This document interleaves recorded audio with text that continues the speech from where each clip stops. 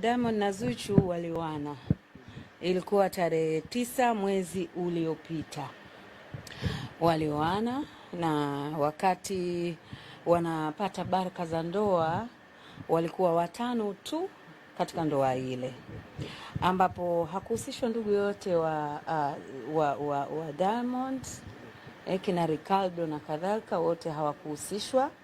Lakini katika hao watu watano, wa 4 alikuwa Zuchu, wa 5 ni Nasibu mwenyewe.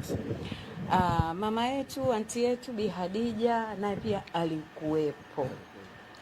Kwa hiyo kwa upande mwingine pia ninachokiona lilikuwa ni jambo la heri, lakini kitendo cha kuficha pia nadhani ilikuwa maamuzi yao.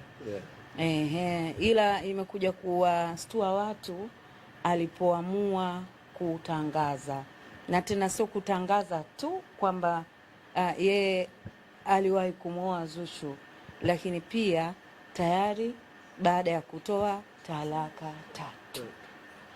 Talaka 3 kweli zimetoka kweli? Zimetoka na wamepewa tena, ameziandika Nasibu Abdul mwenyewe. Ni huzuni, lakini same time mimi naona Nasibu ni mtu mzima, anajielewa, anajua nini anafanya. Kwa hiyo tusimpinge na tusimueleleze, kwa sababu nasikia kwa sasa anapokea simu nyingi sana za ndugu wa Zuchu kutoka Mombasa, wanamwambia ulivyofanya sio vizuri, hiyo sio roho nzuri, utapata dhambi. Wengine pia wamefika mbali, yasemwa.